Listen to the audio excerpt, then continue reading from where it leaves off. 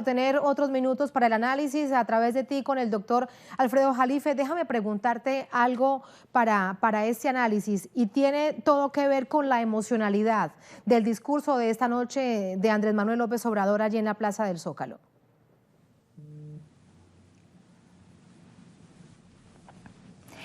Bueno, gracias Tatiana por retornar aquí a estudio con el doctor Alfredo Jalife. Vamos a hacer un análisis del discurso del Zócalo, de lo que se dijo ahí que no se dijo en el Congreso y viceversa. Nos pregunta Tatiana desde los estudios centrales en Caracas. Empecemos con el tema de la seguridad.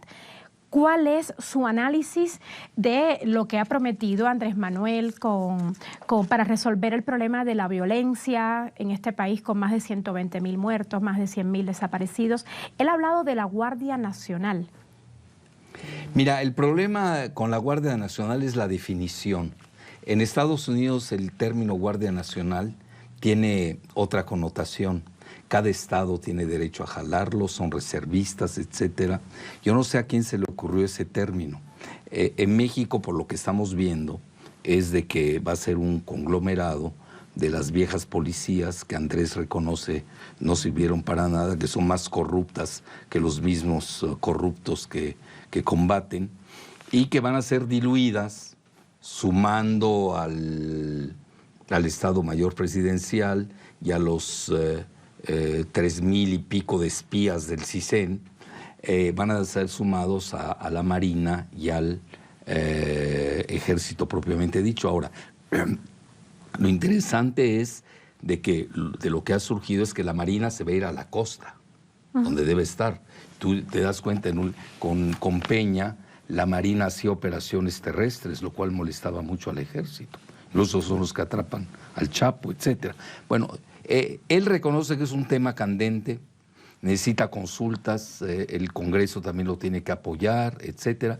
Pero también yo creo que a la hora de la verdad que le pasaron el gafete y el menú de cómo está el país, pues obviamente las ideas muy samaritanas y bondadosas que tenía Andrés Manuel no tienen nada que ver con la realidad. Y eso que es quizás el presidente que más ha recorrido y candidato que más ha recorrido el país. Sí, él conoce el país como de memoria, la palma. Pero esas partes no. Fíjate lo que son las cosas. Entonces, ahí pues sí se requiere de manejo profesional y no de policías que son fácilmente sobornados por los cárteles. Hoy habló muy bien del Ejército. Bueno, fíjate, habló mejor en el Congreso que en el Zócalo. Es que aquí, hoy tenemos que diferenciar, hay dos Andrés. Hay unos que son complementarios, sin duda alguna, no estamos, pero hay cosas que no le puedes decir en el Zócalo a la gente y otras que sí las dices en el Congreso. Me llamó mucho la atención el historial que hizo el Ejército Mexicano. Bueno, él está consciente de lo que ha pasado con Bolsonaro. Yo incluso a gente muy cercana de él le he mandado cosas de Bolsonaro. En México no estábamos atentos a Bolsonaro. En Estados Unidos están festejando la llegada de Bolsonaro al poder. La militarización de Brasil, cuidado, ¿eh? Es decir, y eso no estás hablando de cualquier país, país 200 millones de habitantes, ¿no? Etcétera.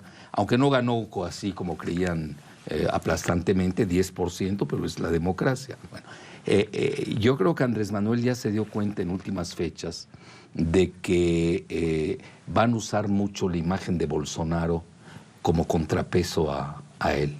Porque él, dígase lo que se quiere, es un agente de izquierda. Izquierda moderada, no es un jacobino trasnochado. Y hoy se reconoció como revolucionario. Bueno, tú la captaste porque tú eres lingüista.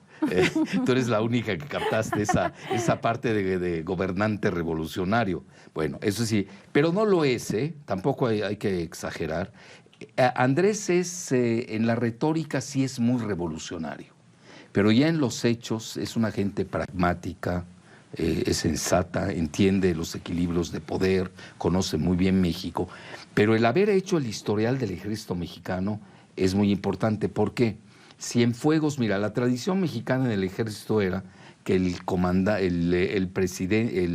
secretario de la Defensa en turno daba una terna de candidatos y de ahí salía el presidente y le escogía.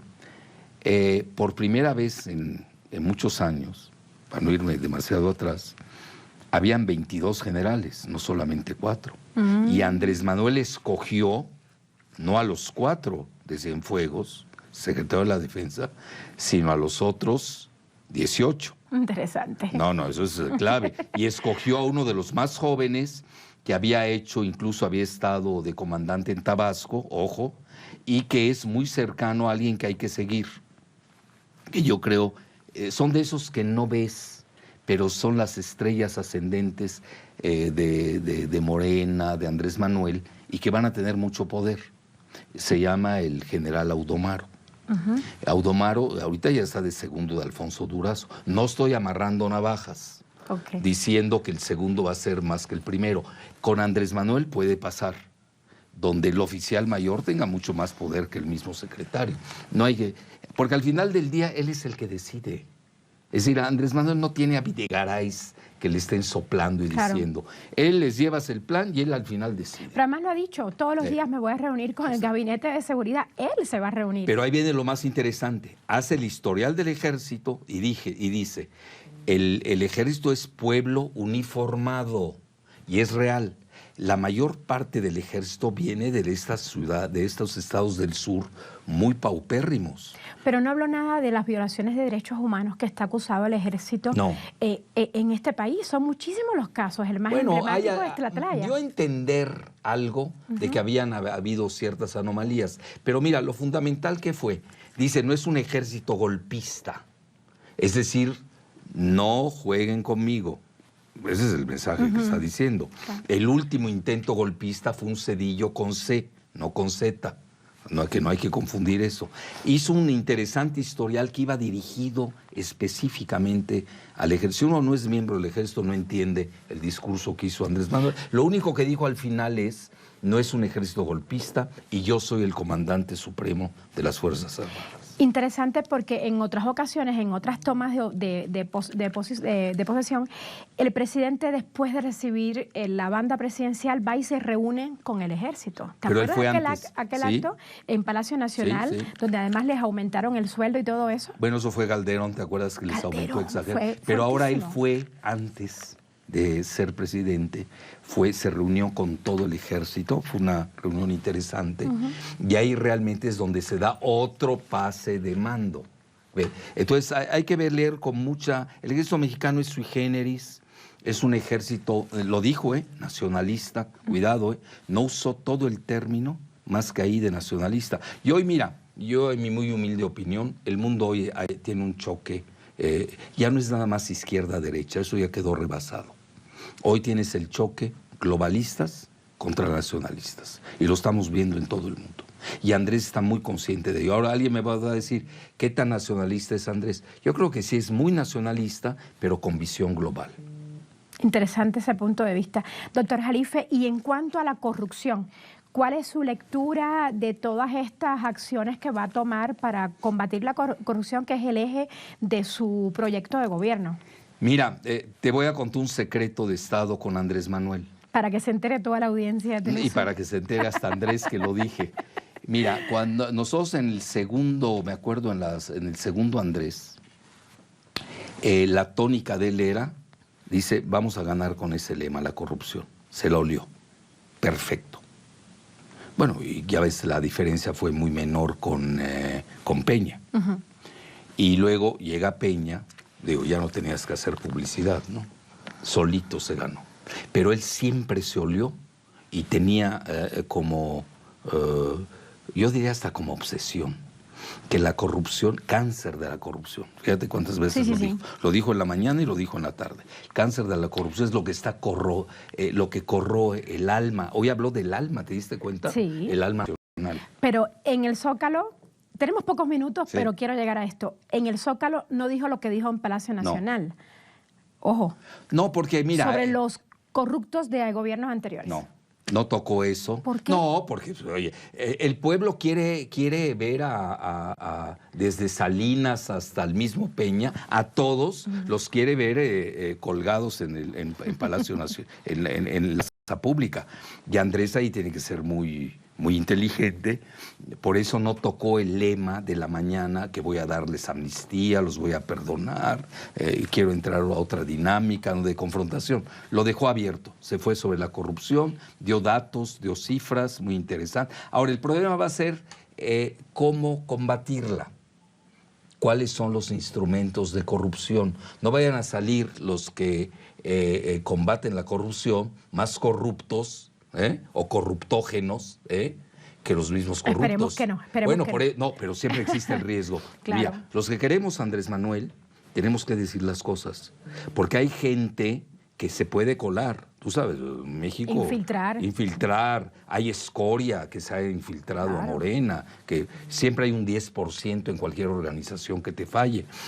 Va a tener problemas ahí, pero bueno, él cree que lo va a resolver, que ahí viene todo su presupuesto, gran parte, ahí viene gran parte del ahorro, etcétera. Pero para sin duda, sociales. yo creo, mira, Andrés, conociéndolo desde la primera campaña, en la segunda campaña lo recuerdo perfecto cuando hablábamos con él, su lema central sabía que iba a ganar nada más con el lema de la corrupción. Ahora, ya se complicó con la seguridad. Ese no lo tenía. Tú ves los vuelcos que ha dado en últimas fechas. Yo te puedo decir, en 3 meses, el mismo Durazo ha cambiado su discurso. Decía una cosa y luego salió que en Chicago hubo una reunión donde decía, no, al narcotráfico hay que seguirlo con las cuentas. Interesante. Entonces ya es otra tónica de combate a la corrupción. No es el mismo el discurso de las campañas al discurso que ha dicho. Ha cambiado. No, incluso del triunfo de Andrés del 1 de julio al Andrés de hoy, sí ha habido, ahora sí que transformaciones, no en la cuarta ni en la quinta. Muy bien, doctor Jalifa, muchísimas gracias. Ya placer. no nos dio tiempo de hablar del discurso de Andrés Manuel López Obrador en materia de política exterior, pero recordemos que dijo respeto a la soberanía y al derecho de los pueblos, y habló de la no injerencia en los asuntos de otros países. También habló de tener relaciones con gobiernos y países, con todos. Y con esto nosotros regresamos con Tatiana hasta los estudios centrales en Caracas. Gracias.